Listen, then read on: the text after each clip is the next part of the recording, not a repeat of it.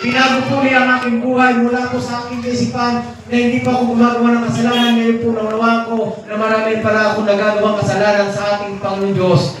Na doon po, amen, ako po ay nakakilala sa ating Panginoon Diyos. Amen, na isa lamang po ang aking pangarap noon ako'y bata pa.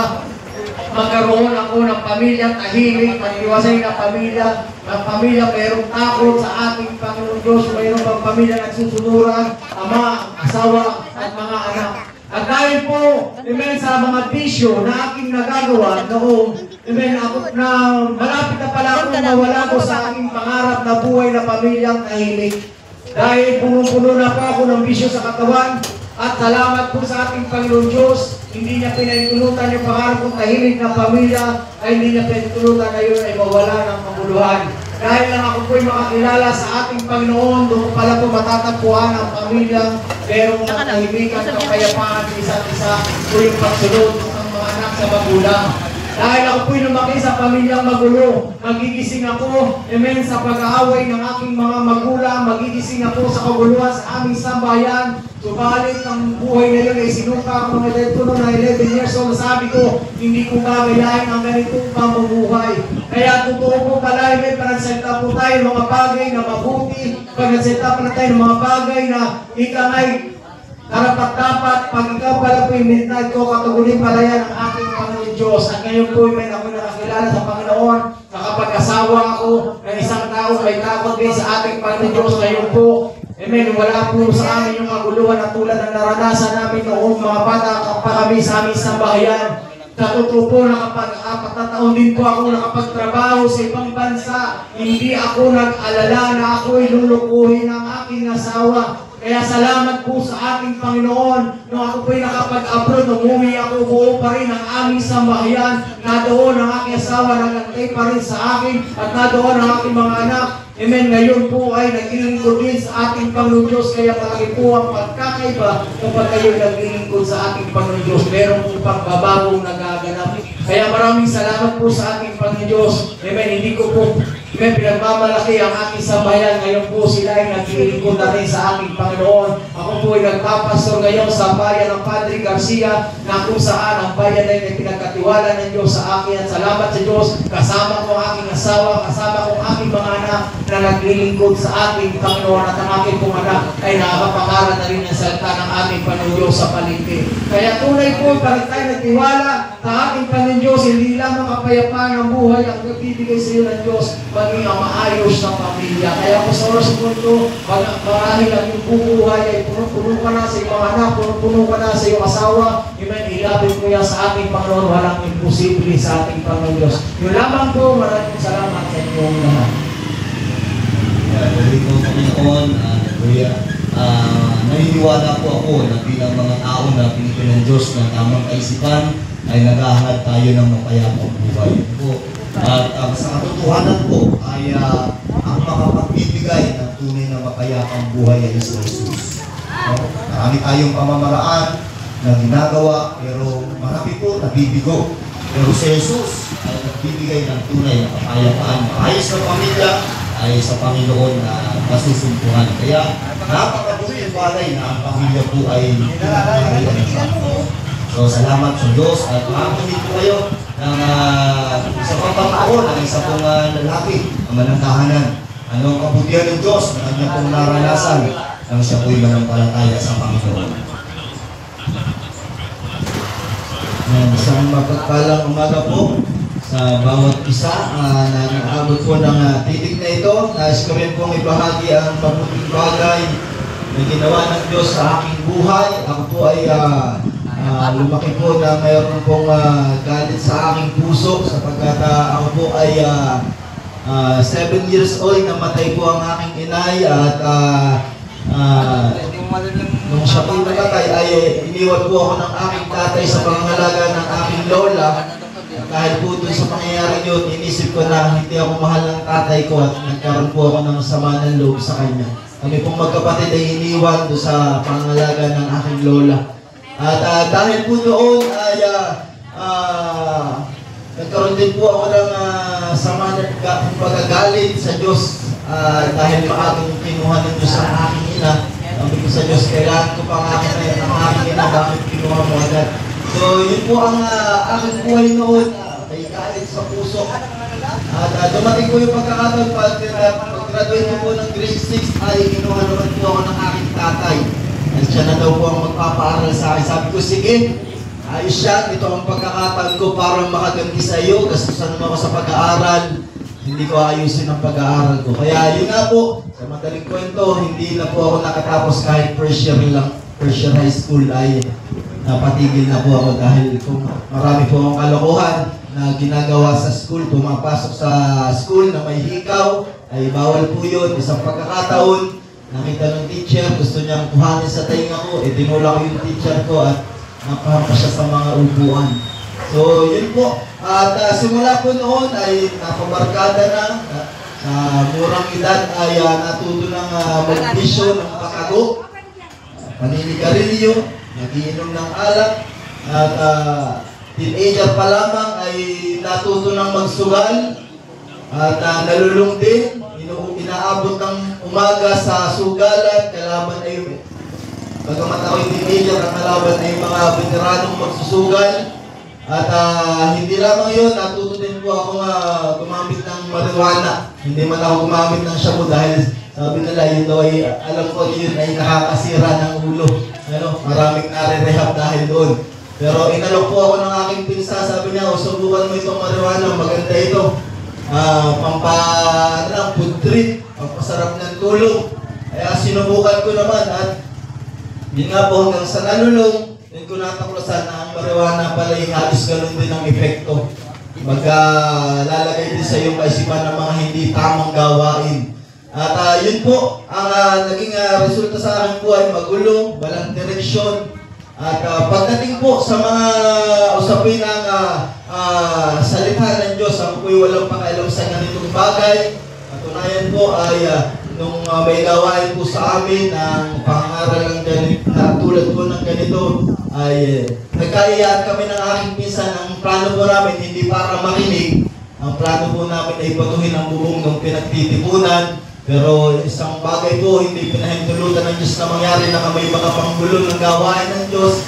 Bakos kami po ay naibitahan at ako po'y nakapakinig ng salita ng Diyos. Isang bagay po na tumatak sa akin, yung katotohanan po na mahal ako ng Diyos.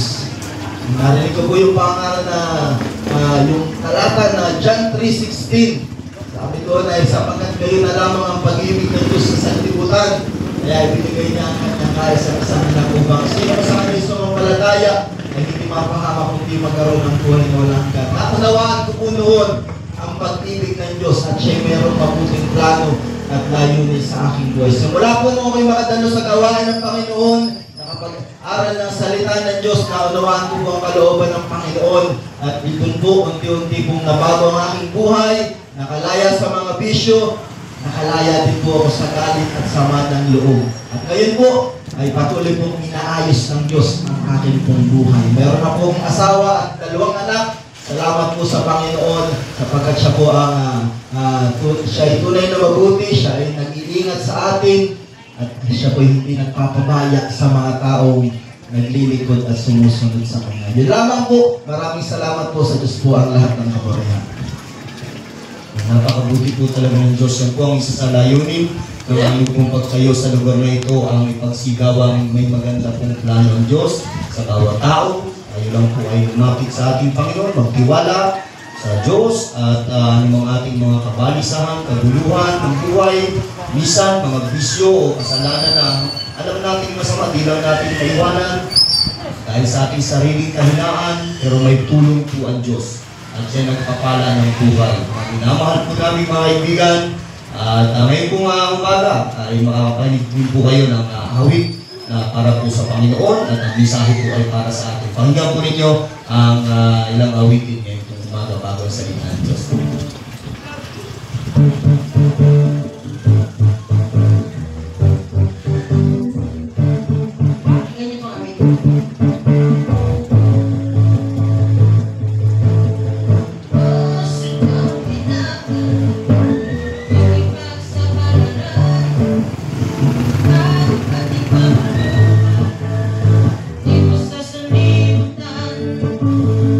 Habang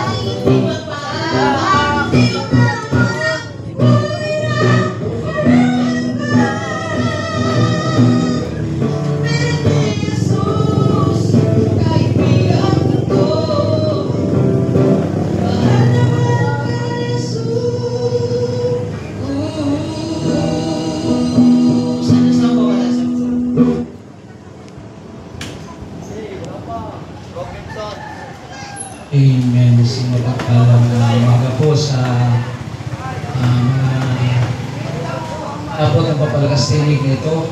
Amen. Tayo po ay natapos sa nakalakang bahagi kung bakit narito kami ang pagbabahagi sa asin. Amen. Kailangan natin ito marahil busy tayo sa bawat araw natin may ginagawa dahil may mga pamilya tayo. Amen. At kung minsan, wala na tayong panahon upang maglingkod o hanapin nating Panginoon. Ito po yung layunin ng aming samahan, ibahagi sa bawat isa ang kabutihan ng ating Panginoon. Kung napakinggan natin yung mga patutuo, amen, tayo lahat ay nagkasala. Amen. Wala pong exempted. Sa Biblia, sinasabi niya lahat ay nagkasala tayo. Kaya wala pong makapagsabi, hindi natin kailangan ng salita ng Diyos. Amen. Ngunit kaibigan, mayroong magandang balita na dala o hatid namin sa inyo. Amen. Upang magkaroon tayo ng pag-asa sa ating mga buhay. Amen. Bilang mga Kristiyano. Gusto kong ibahagi sa inyo ang isang talatang ito sa Aklat ng Roma, ang Kabanata 6 at ang talata ay 23. Ganito po magkasulat, sapagkat ang kabayaran ng kasalanan ay kamatayan.